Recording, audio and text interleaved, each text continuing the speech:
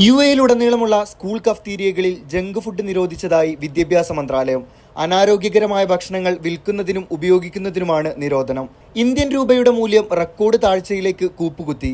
US തീരുവ സംബന്ധിച്ച വാർത്തകളാണ് പ്രധാന കാരണം. ദിർഹത്തിന് ഇന്ന് 24 രൂപയിൽ കൂടുതൽ വിനിമയ നിരക്ക്.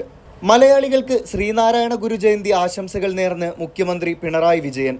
വർഗീയതയ്ക്കെതിരെയും മനുഷ്യത്വത്തിനും വേണ്ടി ഗുരുവിന്റെ വാക്കുകൾ ഓർമ്മിക്കണമെന്ന് മുഖ്യമന്ത്രി പറഞ്ഞു. മലയാളത്തിന്റെ മഹാനടൻ മമ്മൂട്ടിക്ക് ഇന്ന് 74ാം ജന്മദിനം.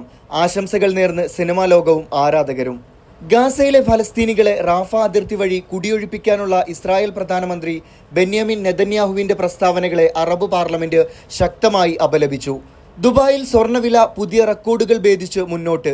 ചരിത്രത്തിൽ ആദ്യമായാണ് 22 കാരറ്റ് സ്വർണത്തിന് 1 ഗ്രാമിന് 400 ദിർഹത്തിന് മുകളിൽ വില രേഖപ്പെടുത്തുന്നത്. ഇന്ന് ചതയം. ദുബായ് വാർത്തയുടെ ഇന്നത്തെ പരിപാടികൾ നിങ്ങൾക്കായി സമർപ്പിക്കുന്നത് പ്രൈം ഹെൽത്ത്.